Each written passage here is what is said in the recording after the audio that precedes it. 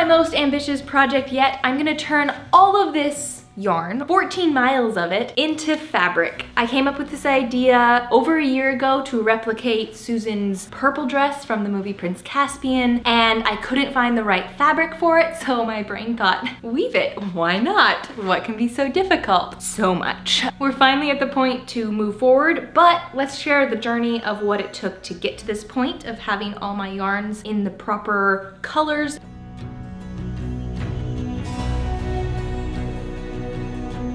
Welcome to the vlog of my first ever weaving project. It is filled with trying to figure out weaving techniques and terms and sourcing the right thread and figuring out the specific weave for the fabric and so many problems. But if you want the short and sweet version, you can watch my ASMR video, which is just that.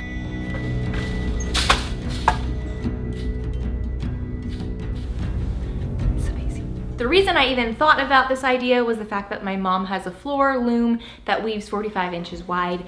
I would not have bought a loom just to weave fabric, I don't think. This is the classic story of if you give a mouse a cookie, or in this case, if you give Bella an idea to create replica fabric because she's a perfectionist. So follow along. I wanted to replicate this dress for my trip to New Zealand, which I have a bunch of videos all about that happening. The fabric that is used is so beautiful. A lovely pinky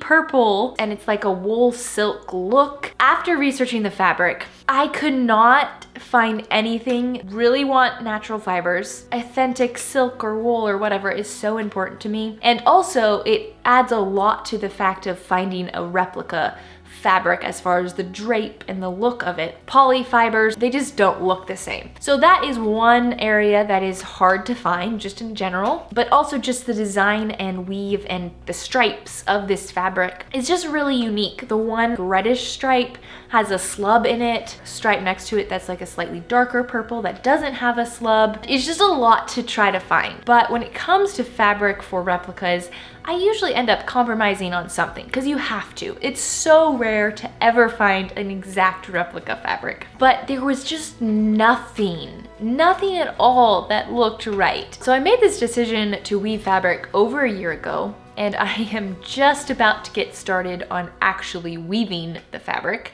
And I leave for a New Zealand trip in 5 weeks. Don't ask me why it took so long to actually make it happen when I had all this time. It's just, yeah, we're not gonna talk about that very much. This New Zealand trip has been in the works for a while, but then it ended up getting pushed 6 months, and then it ended up getting pushed even more. I pulled out my mom's loom from storage. I got it all clean because it hadn't been used in years, so many years. My mom did weaving like before I was born, maybe a little bit less, maybe I was a baby. It did not smell very nice. And I was like, well, it's kind of an ugly finish and kind of beat up, so how about I take the whole loom apart, like all the pieces, and sand down and refinish the entire wood part. This is a true story. There's a video up here. Once that trip got postponed, I was like, oh, I don't have this huge deadline. We're just gonna put it off and put it off and put it off until the trip actually gets booked and you're like, oh no, I should have been working on it. That's my mentality a lot of the times. We do get things done when there's a deadline. It probably involves some stress and craziness, but we get it done. Here's the loom set up. It's in the living room so I can enjoy shows while I'm doing this lengthy process of weaving. So right now I have my very first weaving project right here. It's not even taken off yet. It's technically not finished. I've got 6 more inches probably I can weave, so I need to finish that up. This test weave, I decided I'm not gonna waste the $80 of yarn that I did to test, and I'm gonna turn it into a scarf. And so it's going to be a very pretty scarf, very expensive scarf. I'm very proud of it. I'm excited to take it off and see what it looks like and all that. This testing is where I established that my weave was good, my weave pattern, and also realized I needed thinner thread. It's not like super chunky fabric, but you can just see the individual threads really well. It's too thick of a weave, I think, as far as the look. I wanted a finer look that you couldn't really look up close and perfectly see the weave, even though it is really cool. Weaving's incredibly neat.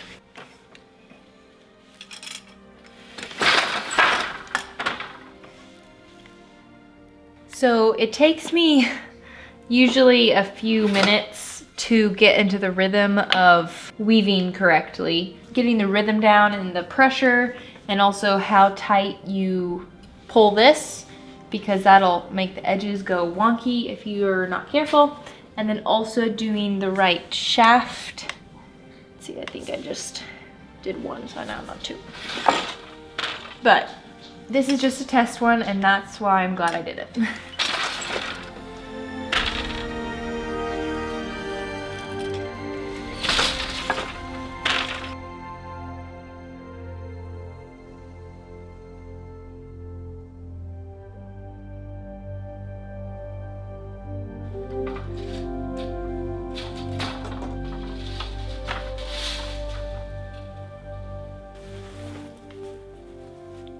It's a little stiff feeling, honestly. It's definitely too thick of fibers, because that would not have draped very well as a dress, but it'll work for a scarf.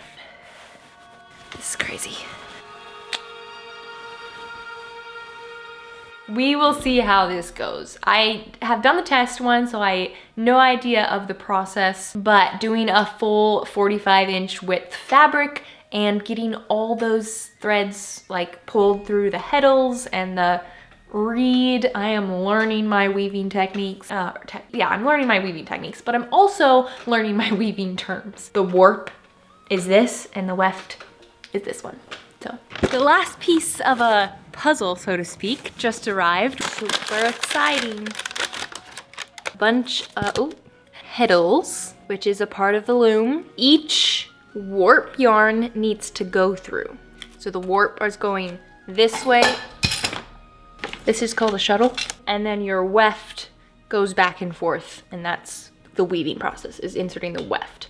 First, like, you prep the warp, all the strands measured out the length of yardage that you want. You get that all set up on the loom, and each of those warp yarns are gonna go through a heddle, and then it goes through this part, which is the reed, and there's a certain amount of dents per inch of the reed. I'm testing my knowledge here. This is all learned within like a month. The reed has little slits through it, and this is what beats the weft into place each time that you put a weft piece of yarn in. This current reed is 25 dents per inch. So that means could technically put 25 yarns per inch in this reed. But with a reed, you can double up how many yarns go through it. For my case, I'm doing a 50 warps per inch. Yeah, WPI. So I'm gonna put 2 threads per dent in it. But anyway, so the heddles, you can't double it up, because the heddles are based on your shafts that creates the different weave pattern. So when a shaft's lifted, you put the weft through, and then you drop the shaft and bring up another one, put the weave through. And a basic weave would just be 2 shafts alternating every other thread. But there's different types of weaves you can do. You know, I'm getting very specific here. I'm just dumping the information that I learned in order to get to this point. And there's a lot of other things also, but sorry, I'm looking over at my screen. I'm not used to having it there. It's usually up top, and it's throwing my brain off. So if I'm looking over there, it's because I'm making sure I'm in frame. Anyway, I'm trying to get some terms established so I can just say them and not have to define them all the time. Note of this video, this is not going to be a tutorial video. I do not fully know what I'm doing. Yes, I've done research and I've practiced, so I know what I have to do to get it done. But I am not an expert in weaving. If you are a weaver, please don't critique me too much. This is my first full project. I am learning along the way, but that's also why I'm not treating this as a tutorial video, okay? You can learn from what I'm doing if you want, but know that I am not a weaver. This is like a test project in of itself of weaving with super fine threads and all that. So I needed a heddle per thread. So I'm doing a 50 warps per inch, and it's gonna be a 45-inch fabric. That's the widest this loom can weave. So 45 times 50 is a lot. I had it calculated. It's 2,250, right? So I needed 2,250 of these. So I had to buy a bunch of them. and they are not very cheap. Well, they're cheap per, but when you're talking 2,200 of them, it adds up. On to thread. Let me do some math real quick. 0 equals miles. Oh, wow. So after doing that test weave, I then went on a so time-consuming search for thread that was thin enough, because once you get this thin, which is 160, it's good for like 60 warps per inch. This is just not an easy yarn to find, especially in the fiber content and the color that I wanted. Originally, I was hoping or planning to do a wool silk blend. I was just not finding anything, so I just decided to go with wool. So this is 100% wool, and then I have the main yarn in 2 colors. This looks really drastic right now, and it is a little bit worrisome. I thought this one was gonna be a little bit darker, and I'm gonna do a very small test with these yarns to make sure it's looking right. I can't really do much about it. I could technically dye it, but I really don't want to do that. So I'm hoping it just looks fine. But on this test weave, it is 2 different purples. And the reason I chose to do this way is because that's what the original fabric looks like. So I am very fortunate to have a contact on Instagram that I randomly reached out to. He owns a bunch of actual props and costumes from the actual movies. One of the costumes that he owns is Susan's battle raid outfit, which is worn with a purple skirt. And I was like, hey, is there any way that you could send more detailed photos just of the skirt in general,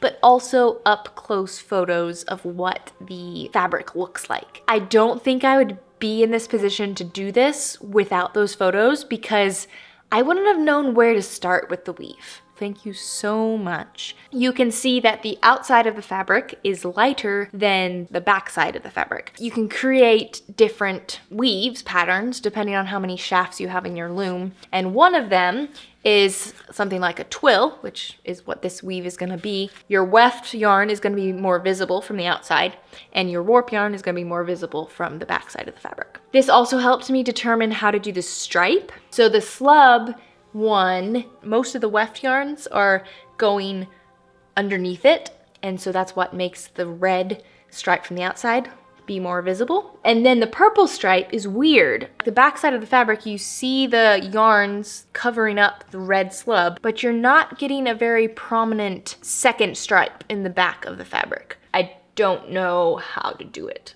I'm figuring this out as I'm thinking about it. But anyway, let's move past that. The twill weave is what creates like a diagonal direction to the fabric. And you also see a color variation because with how the twill is working, they still have to intertwine at some point. That's what's weaving the fabric. So hopefully with that and how fine this thread is, you're gonna get a mixed color combination of these two that is hopefully more accurate than what it's looking right now. We'll see how accurate the colors turn out. Moving on to my stripes. Really struggled on this one particularly, just finding a right color and also the right thickness. It might be a little bit too thick and it's like slightly stretchier than I like. But then for my red stripe is this. This is one of the only yarns I could find that had this type of slub.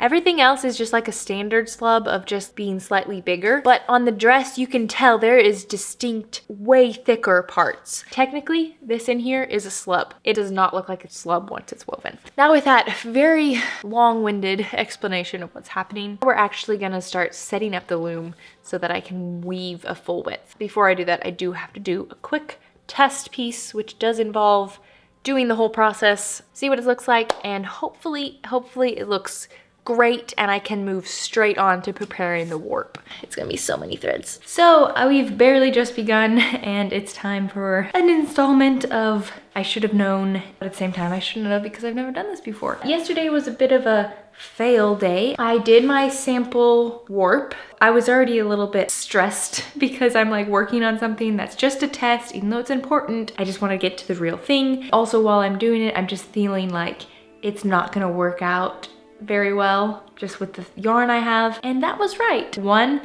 my colors just are not working together very well. Instinctually, I knew it wasn't gonna really work If the spools don't look good together, that's probably a good indication that the woven fabric isn't gonna look that great together. Both of these colors are not working well. This one against those fibers looks blue. And also when working with it, I just didn't like how stretchy, just yarn-like it was instead of thread-like, if that makes sense. But my main problem came about with the slub. When I got it in the mail, the thought did cross my mind is, how are the little nubs of the slub gonna fit through my reed? It caused a bunch of problems. It stretched and then would bunch up, and so it wasn't a tight warp anymore. It was just a pain to work with this. In doing all this, my mom came and we were brainstorming some different ideas. I realized I am pretty sure the real fabric is a double woven fabric, which means there's two surfaces of fabric basically. Double weave it and not attach anything.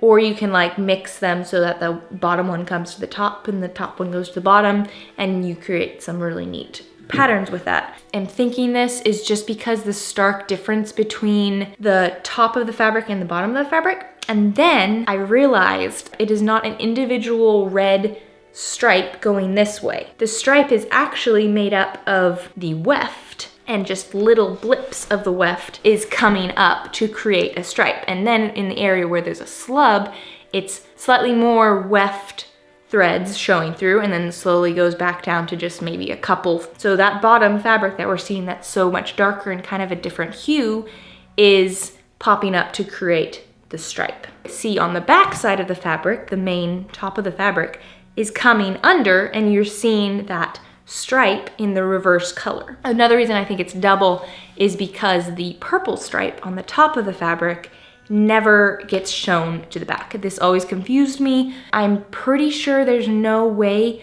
for that to happen on a single weave. Spent some time looking to see if I could maybe figure out a way to do a double weave and create the stripe with that, and that's just, I really want to make it accurate. After a long day of my brain hurting so much thinking about all this, came to the conclusion with the help of my mom, who's very practical and wants to see me reach my deadline, having this fabric woven in time to make a dress in time to go to New Zealand. I'm still doing single weave, not gonna even think anymore about a double weave. I realized that I can create my stripes with my weft, so going this way in the loom. Now the reason I thought this would not be possible is because my loom is only so wide, and I need my stripes to go down my skirt. I don't know why I didn't measure this, but I only need 40 inches length to create my skirt. So that means I could use this. I just don't like it. It's too fluffy of a slub, so the warp threads that come down on top of it and make it just digs into it, and so the fluff stays up. I found this in my mom's stash. It's a cotton rayon. It's more of a dense slub, and so when you weave it in, it doesn't do as much of that poofy look that the red thread was doing. I decided that I'm going to try to dye this. I'm gonna hope that it's okay to mix fiber content, and then with this thread, it is way too light compared to my other color. So I'm gonna go do some dyeing and hope it doesn't kill this project off before it has even begun.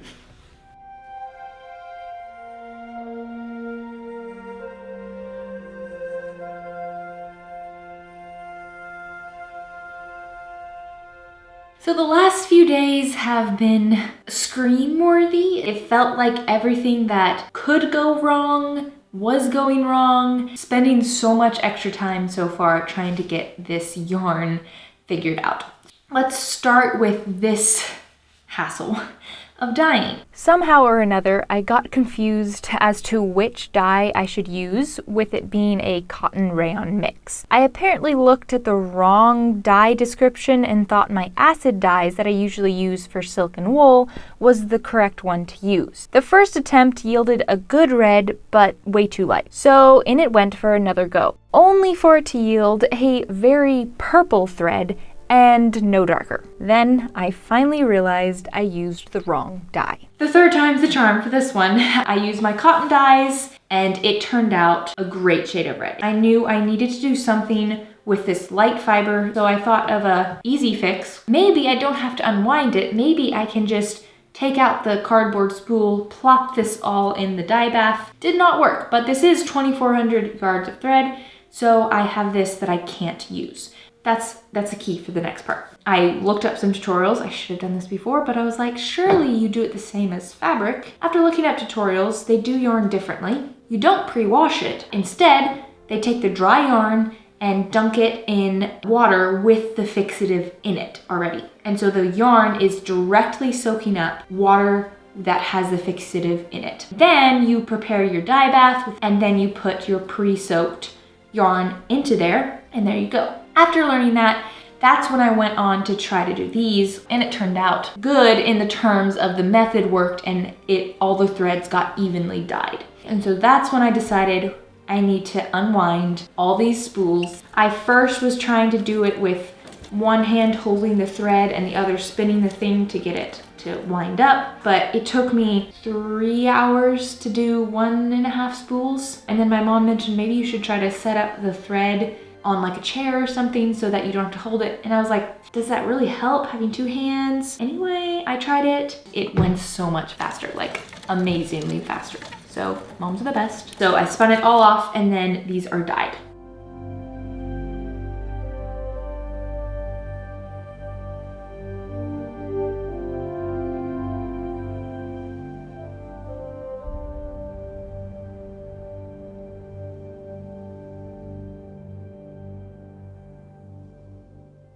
With my weave pattern, there's either the weft or the warp is going to be shown more often. Because this is more uneven, I should put this in the warp, and then the weft of the even dark is going to cover up more of this. I started warping it, and as I did 6 inches of warp, which takes a long time, it took like 3 hours, I was going through too many of these skeins. Where I erred was this shrunk. Duh.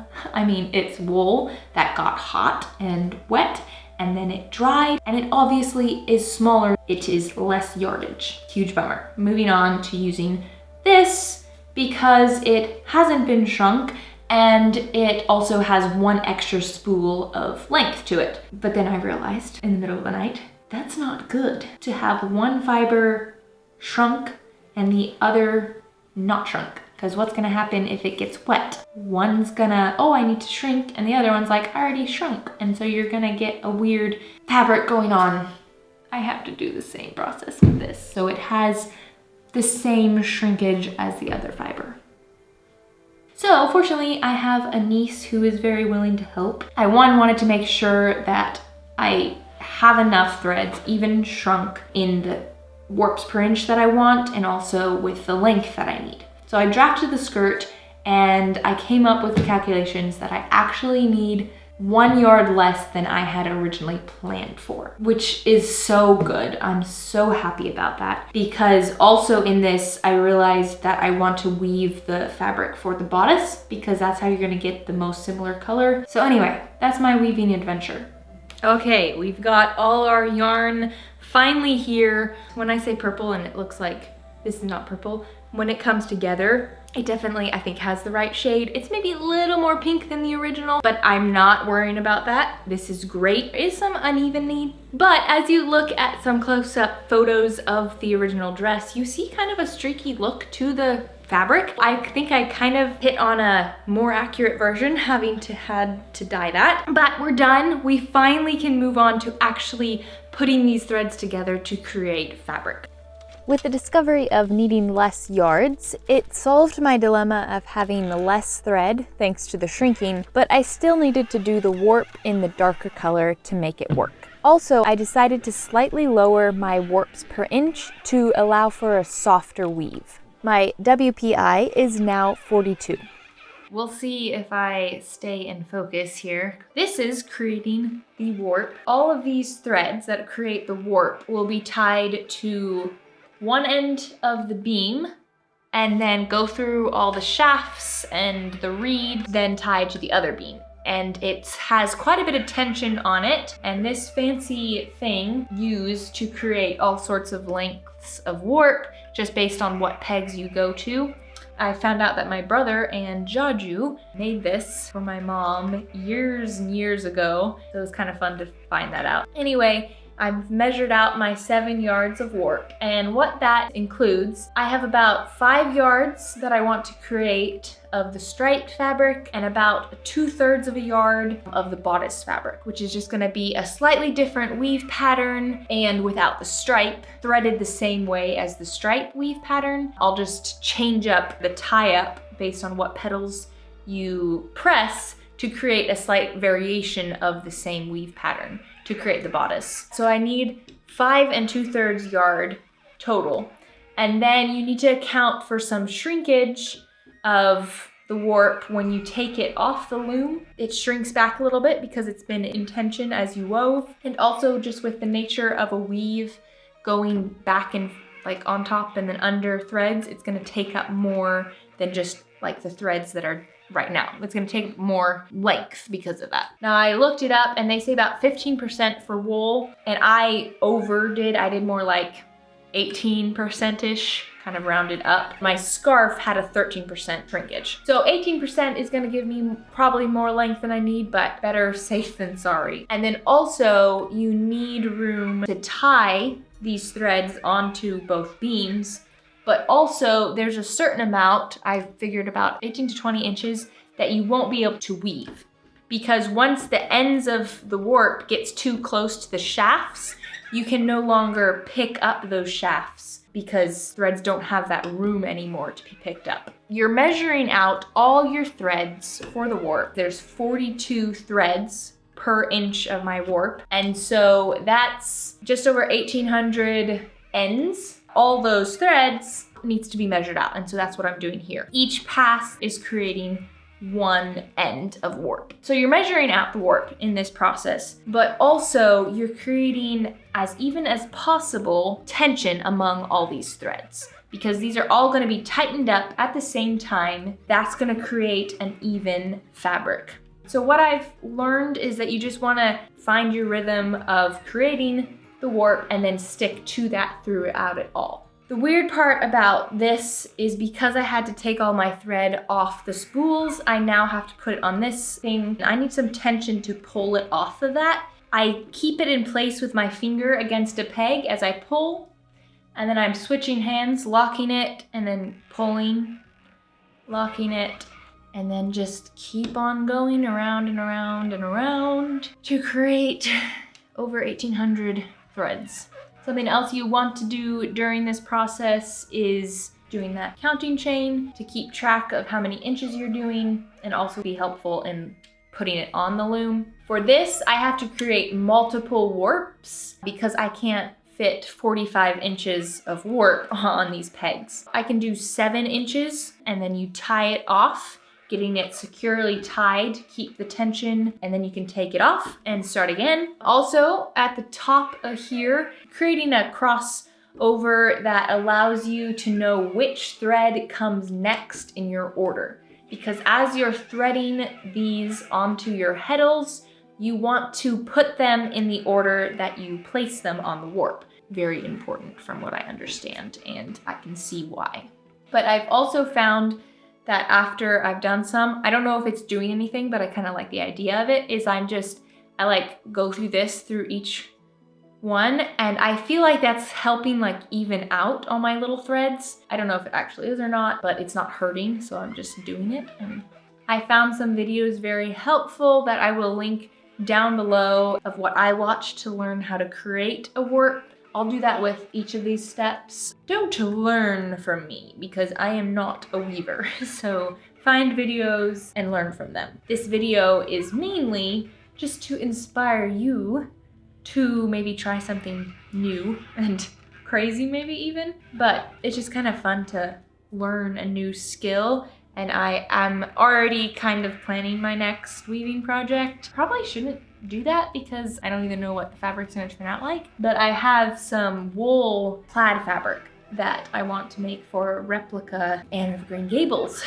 costume. It was actually a project that I originally thought about weaving. That's the first time it actually entered my mind. And then I just took it up a notch and like, let's not just make 2/3 of a yard for that vest, let's make 6 yards of fabric. But anyway, this process is a very lengthy process. Setting up the warp and then threading it in the loom is very time consuming. Once you get past that point, it's almost like a breeze to actually weave the fabric. That's what my mom has told me. And then also just doing my test piece of the scarf, that was definitely the case. Each time I'm doing a warp, which is 7 inches, it's taken me between 2.5 to 3 hours. So that's a lot of time multiplied by having to create 45 inches wide. I am right about now probably halfway through creating my warp. So hopefully I'll get this finished up by tomorrow, I'm thinking.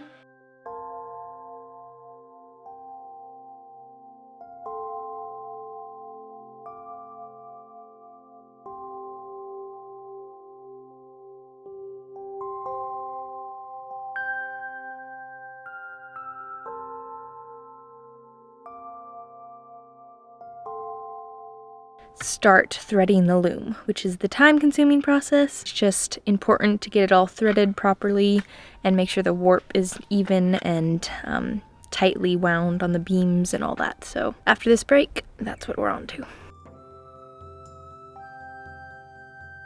After way too many hours getting all the heddles onto the shafts, 5 hours to be exact, I had to postpone getting the threading started, or starting to dress the loom, as they call it, till the morning.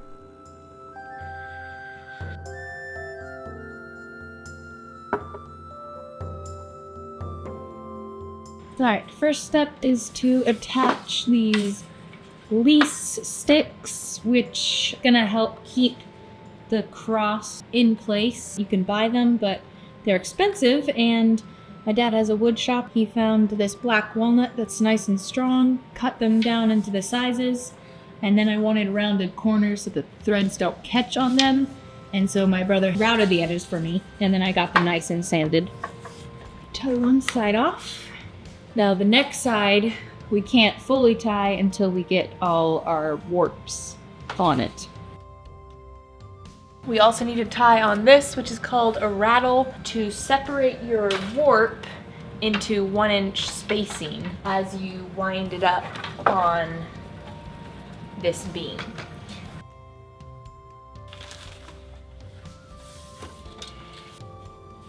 Putting these on, you want to make sure that you're actually catching the right threads. I'm not too happy with how the thread is already catching on these, and since all the thread is gonna be sliding this way across them, so I need to go get these sanded better, and then I might slap on a finish, which means I have to wait for that to dry completely, so.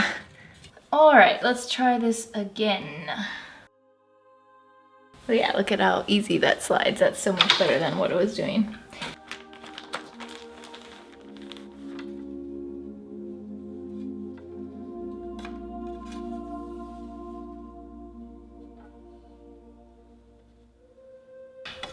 Okay, I think I've got everything on here. I just want to confirm that I've caught all the right loops. And 1, 2, 3, 4, 5, 6. 3/8 and 3/7. That's all of them. And now we can finish up these lease sticks. So now we can start putting it on the rattle. The 23rd inch would be the center one. They're gonna go through here as we wind the warp, but for now we're just placing them on the nail. This is where tying the counting chain right here I think is really helpful.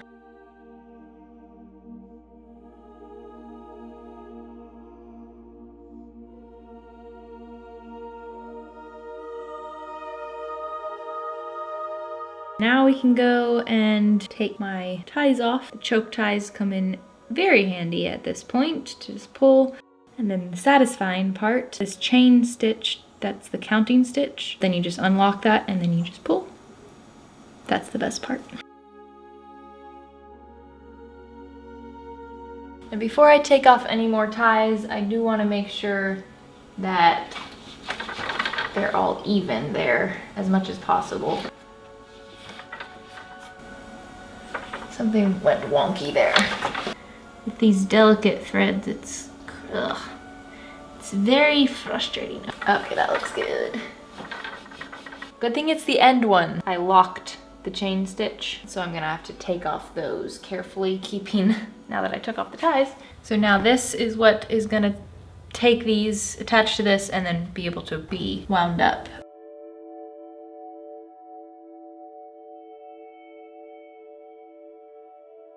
Now we'll reinsert this metal rod, but this time with the threads.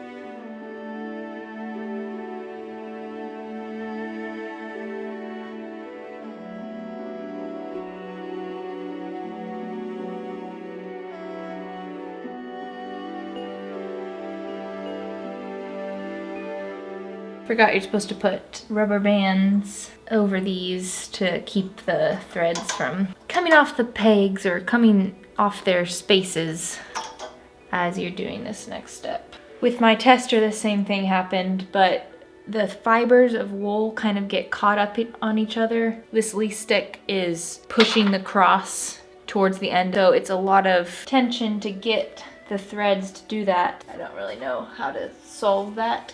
It's just, I think, gonna be working it down and then tightening the warp, because you also don't want to like weaken the threads,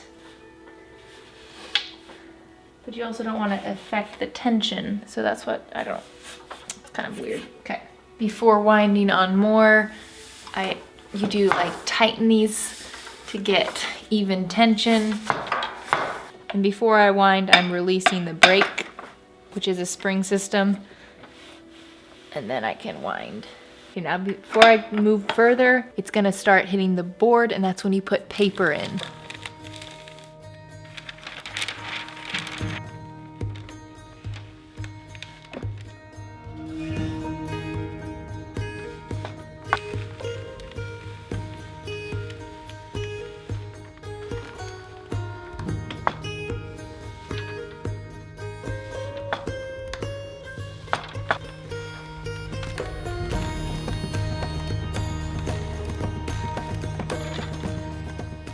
Looking pretty good. Up through here and the cross, around the back, and then around the beam. Just filmed a little section talking about some threads breaking and then realized my microphone wasn't on, so I did have some threads break right on this inch. Fortunately, it's the outer inch, and you can see it kind of hanging down right here. I had some tangling happening with the cross, and I've been keeping an eye on a few spots that I've noticed based on how they're pulling that something's catching, like the cross will slowly move up here or go under. And that's because the fuzzies are knotting several of the crosses together. So there was a pretty big one over here. Carefully tried to get it unstuck, and only one thread was broken, but I think it probably weakened the thread. Unfortunately, it's the outside, but we've done about 2 yards. Let's see if we can do the rest without a ton of more breakage.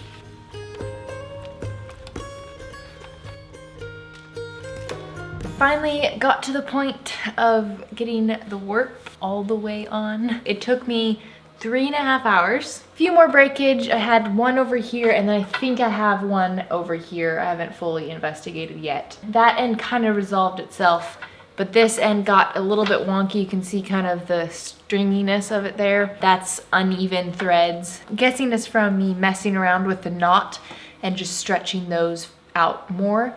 And then that stretchiness almost caused more knots to then form. I'm really glad it's in it, like the edge and not in the middle. I don't know if that has something to do with it. Maybe having to pull at an angle. 4 middle ones really did really well as far as not getting knots and stuff. We shall see how long it takes to feed 1860 threads through the heddles and then again through the reed.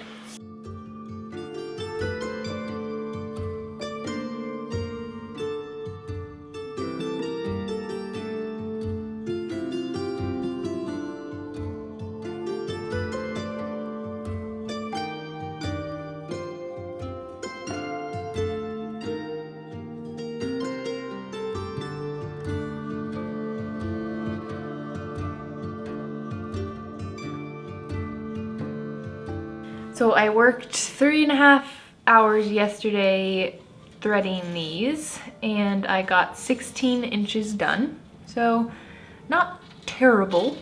There's still a lot to go, but I'll take it. It's not too bad. The threading pattern is 1, 2, 3, 4, 1, 2, 3, 4, and that's the shaft. So 1, 2, 3, 4. It's a pretty easy threading pattern, and I just pull out one heddle from each shaft and then thread those, and kind of before I move them to the next, I just make sure I got them correct, and then I go on. And this is where that cross is coming into play, because I know which thread comes next based on what that cross is doing. And let me just do this times all the way to the end.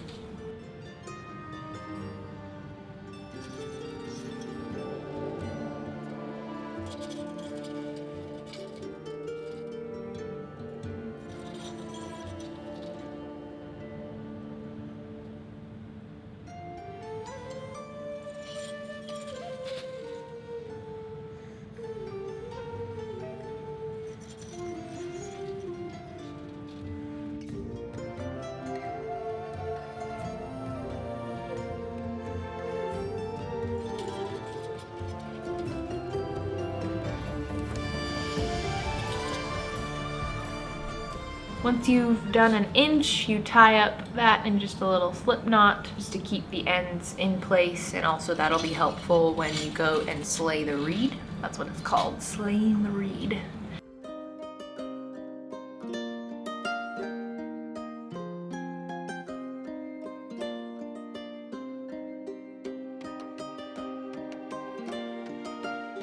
With slaying the reed, I only have 25 dents or openings per inch, but I need to fit 42 threads. So I doubled up my thread for most of the dents and then left some single.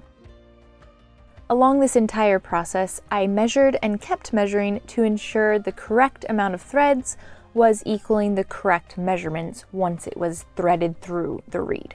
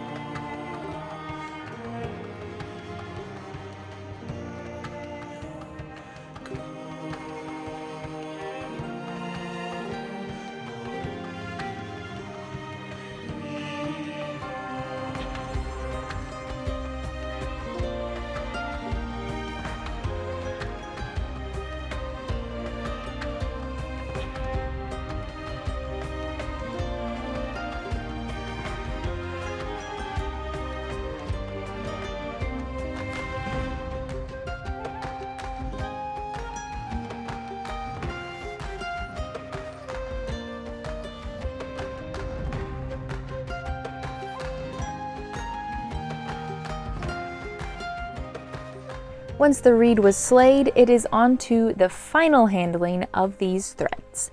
They all need to be attached to the front beam. Starting at center, each inch is pulled to the rod, wrapped around, and then split and tied on top. At first, it's just a basic tie to allow for easy adjusting. This is where the fine-tuning of an even warp is achieved.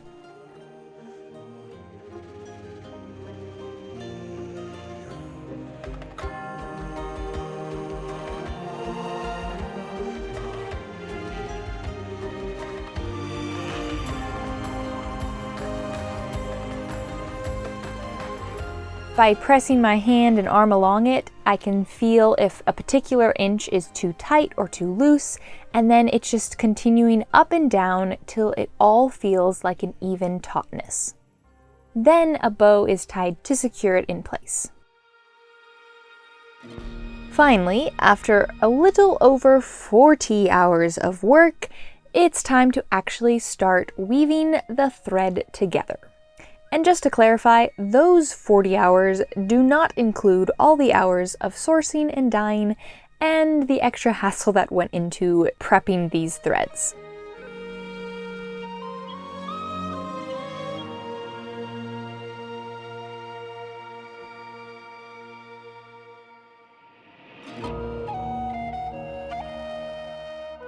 Finally got the warp all settled out and I started weaving process, which you start off with a bulky thread. You do a few of those until the gaps between those inch ties are filled out, and then you can start weaving. So I decided to start with my bodice weave, which is no stripe, and I tried to do crinkle or crackle pattern that gives a little bit of a wave to it because of what you see in the original dress. The weave was okay, it was looking good enough, but I was having some major breakage of the warp along the edge, like really not good. Also, the weave just was not looking good. I was very discouraged at that point. I thought about quitting many times, many times, and I was in like screaming internally a lot. But after a bit of a break and trying to not think about it too much, came back to it, and my mom mentioned that it's probably because my edges were being pulled too much in by the weft. So I was getting in pattern to the width of the fabric. And this was causing a lot of stress on those outer threads because when you pull the beater bar back, it was pulling those outer threads like it was originally threaded to its 45-inch width, but then the weave was only like 44-inch. So there was this extra tension, and so that was causing the breaking. And my mom remembered that she had that once on a weaving project, and she had to take out the weft that she had done because you can't correct that inward shrinkage once it happens. And it also affects your tension between the front beam and the back beam of your warp. And so I took it all out. It was actually easier than I thought. I was just able to kind of snip the threads at the ends and then pull them one at a time. And it really didn't take much time. Once it was out, I got everything re-tightened up. I tied those bows so many times to get an even tension. But anyway, got that, restarted it, used a slightly different weave pattern that gave a larger wave look to it. I'm being very careful with how I'm throwing my shuttle. The reason that my threads were coming in is because my weft was too tight. And that was caused because when I would throw the shuttle across, it wasn't unwinding off the spool fast enough. And so it was tugging on that warp edge. And then I didn't take the time to fix that before beating it. And so that kept tightening the whole width of the fabric. So this new time, I am making sure that doesn't happen with two things. I'm not winding my spool as tight, so it comes off easier, but also I'm pulling my width of fabric out of the bobbin before throwing it. And that keeps no tension from ending up happening on that weft edge. And I also kind of keep my hand as much as possible over there so that it doesn't pull on that edge. And that has been working really well. My salvage is not looking that pretty. It's very loopy, and if you were weaving a blanket, you would not want this because that's supposed to be a nice finished edge, but I'm cutting this apart. I'm just caring that it stays straight and doesn't create shorter like fabric width. And then also throwing the shuttle, when I was doing my first attempt, I was getting very frustrated because it would not go all the way across. It would stop and then I have to like poke it through, and it was just so annoying. With this new attempt, unwinding the thread helps the shuttle go all the way across in one throw. Now it still doesn't happen all the time, but I'm getting better at being able to do it. It just doesn't have that resistance of unwinding the thread as it's going across. And so it mostly goes all the way across. Sometimes it goes more than over. Overall, I'm at this point today that I feel very confident, not confident, I feel happy with what it's looking like right now and how I'm progressing with it. I did about 10 inches in 2.5 hours, which is not great considering there's 6 yards to weave. This is my starting, so I know I will get faster as I go. But also the weave pattern is gonna change after I weave the bodice fabric. And the skirt weave is much simpler. So with this bodice, there's a lot of numbers to remember. You have to remember which direction you're going on the petals and all this. It's such a long repeat. But with the skirt weave, it's just 1, 2, 3, 4, 1, 2, 3, 4, 1, 2, 3, 4. And so you kind of know which one comes next very quickly. I think it'll go faster, so I'm hoping that. But right now we're quoted at 54 hours of weaving time. So I have a lot to do.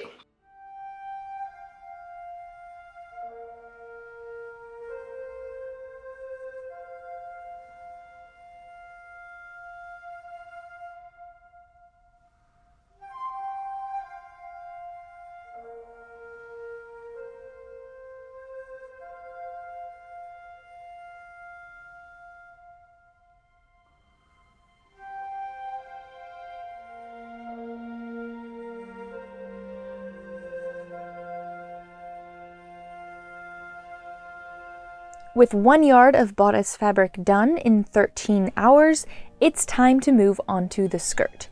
And by the way, I did up my bodice yardage to be safe.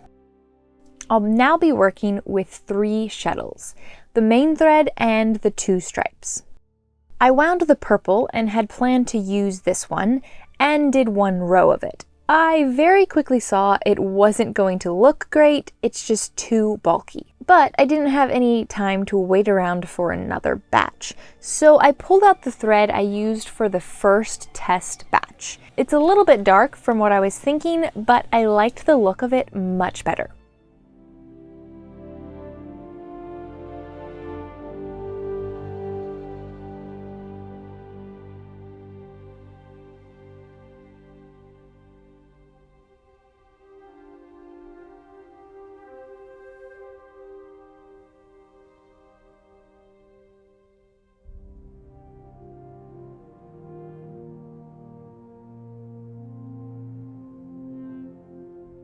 When placing the red stripe, I would move it back and forth till the slubs fell in a nice place compared to the rest of the slubs. I didn't want them stacked up on each other.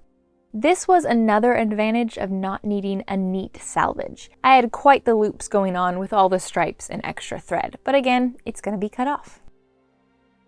Along this whole process, I had threads break, but I learned how to deal with them. It's a little bit complicated to explain, but first I would tie a new piece of thread to the broken end and then pull most of that extra thread towards the back. And then I would wrap it around these large spools that were heavy enough to keep the tautness because these are going to keep the warp tension of this particular thread in place for the time being. Then I'd pull the thread towards the front, and using a pin, the broken thread and this new thread gets wound about to secure it in place. And then the back spool and thread is then adjusted to get that new thread to match the tension of the rest of the warp. From here, the weaving is continued on. These extra bits of thread that's pinned on right now can be pulled to the back and woven in with a needle. Now this thread that originally broke is not done being messed with. There's actually still the knot where I tied the new thread on that I don't want to get woven into the fabric. So as it got to the shaft, I would then take the looped up thread off the spool and pull all that extra to the front and secure it in place. This step made the rest of the originally broken thread back into play and even with the rest of the warp, and I could remove that spool from needing to be used. Overall, once the system was in place and I saw how well it was working, it made me way less stressed working with this really fine wool thread, which definitely was prone to breaking. Now, all these steps of fixing broken threads, winding up new spools, and throwing the shuttle back and forth however many times was continued on to make 5 yards of the striped fabric.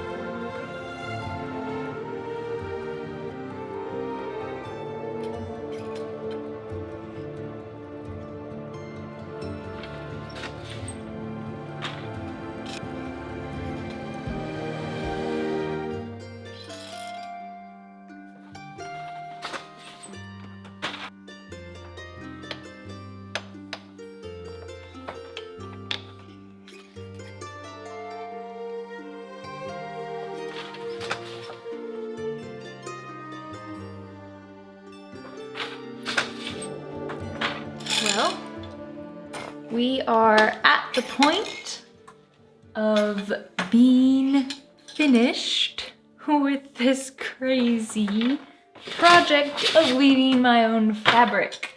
I am just doing the final couple passes that I can squeeze through this narrowing opening of the warp threads, because as that metal bar comes in, the shafts are not able to lift up as high. And then also I'm getting as far as I can forward weaving wise, and so my opening that I'm throwing the shuttle through is narrowing and narrowing to the point where it's really not going through very easily. I can get a couple more passes. I did my last stripe. I called it my last because I used up the bobbin that I had wound. Have more I could wind, but I'm not gonna wind another one because we're so close. And I've got over, oh wow, what did I do? I've never done that before.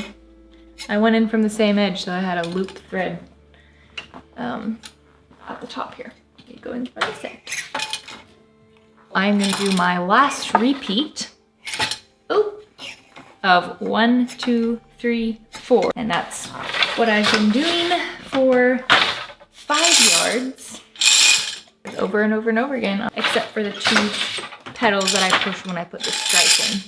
There's approximately 240 repeats of the stripe across those nearly 5 yards. Okay, last time.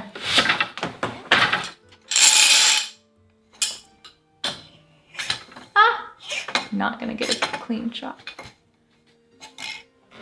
Okay, never mind. I'm not gonna do that last time. I'm gonna use up the thread in this bobbin. It's so close. Last one. For real this time. Yep.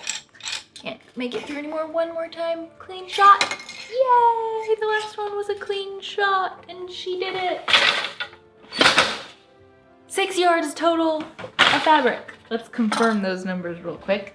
So there's 1 yard of bodice fabric, which took forever to weave. But let me add these in real quick. I feel like doing a little bit more because I'm at 4.97 yards of skirt fabric. Can I make up the last little bit or not worry about it? I'm not worrying about it. Almost 5 yards of skirt fabric and 1 yard of bodice fabric. Let's run some numbers real quick. 13 hours to weave the 1 yard of bodice fabric. Figuring out weaving as far as this width and with this thread, but also I was picking up 2 shafts at a time, which took a lot more strength just to push it, but also sometimes I'd have to really like do it a couple times to get them to actually go up. This repeat is only 1 shaft at a time until I get to a stripe, which is 2. Also, I had no stripe, which is a thicker thread. So whenever I did a stripe, it's creating way more distance with 1 throw than the bodice, which was just all fine threads. And it took 25.5 hours to create nearly 5 yards of skirt fabric. So that's about 5 hours a yard. Really happy I cut that time down. It would have not got done before my trip because we leave in 1 week. And obviously I still need to make the dress. But the weaving is officially done. I can't believe it. And now I get to take it off and feel it. But let's add some more numbers to this. In total, it took 83 hours to make this 6 yards of fabric. That did not include my time figuring out the whole thread situation, unwinding it off the spools, dyeing it, shrinking it, all that time. I did not time that because I just needed to figure it out, and timing it is like something you don't do when you're already kind of irritated at what's happening. You just don't time it because then you feel awful about it. At least that's my opinion of what happens. And warping and dressing the loom. So creating the warp with that thingy and then getting it on here, rolling it up, getting the heddles on the shafts, and then threading 1890 threads through the heddles and then through the reed. That all took 40.5 hours. And then it took 42.5 hours to weave the yardage and then also wind the bobbins. So it's about even for warping and dressing the loom, and then weaving. That's really interesting. Warping is way more complicated and stressful in my opinion. That was not the part I enjoyed at all. Once it was on and I started weaving, those 42 hours seemed to go so much faster. And then let's talk about thread real quick. There's 27,000 yards of thread in this, right here. In this little area of woven fabric and the little bit of extras, 27,000 yards of thread, over 15 miles. And you know what the craziest part about that? I've touched every inch of that. Over 15 miles of thread. I don't know. Those numbers are just like, I am crazy for doing this. I don't, like, knowing those numbers before I started, I don't know if I would have done it, but at the same time, I probably would have. That's just crazy to me. And then for cost, definitely more expensive than just buying fabric. I spent about $350 on materials. So definitely not a time-saving and money-saving project, weaving your own fabric. But I have to say, it's pretty fun, in a sense. I don't want to do it anytime soon, but I want to do it again eventually. It is just crazy that you can create fabric. I mean, a lot of hours to do it, but you can do it. The exciting part, I get to take it off the loom, which is scary in a sense, but at the same time, the point of the project is to get it off the loom. So, we're gonna do that.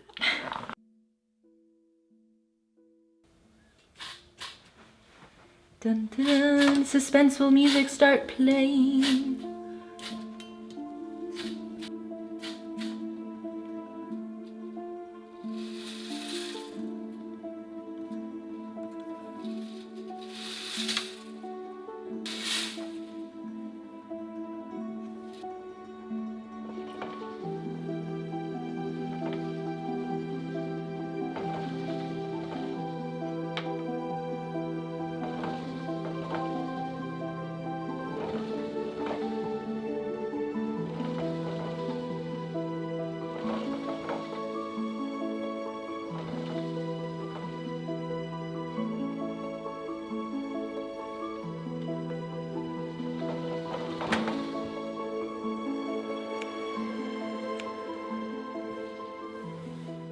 It's free from the loom.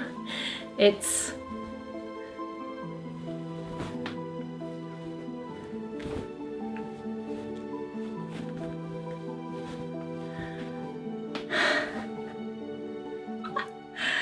this is so crazy.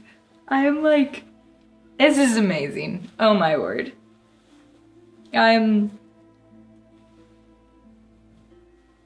This project started over a year ago, the idea of it. Dreaming of creating my own fabric for this dress. And it's here. And is it perfect? No, it's not perfectly what I wanted as far as the perfect color and all that, but is it amazing and great and perfect for my first weaving project? Absolutely. I'm kind of speechless. I turned thread into fabric to make something out of. And look at how amazing it is. Honestly, blown away. One of those fabrics you would pick up or just like walk past and have to feel. It's wool, but it doesn't feel like wool because it's not really itchy or scratchy. It's got a shine to it, but it's also, it's so good. Oh my word.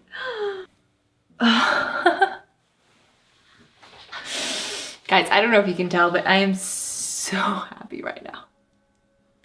I'm so happy. And now I have to go cut it apart. Oh, that's so scary. But is the purpose. But I mean, it's amazing. Just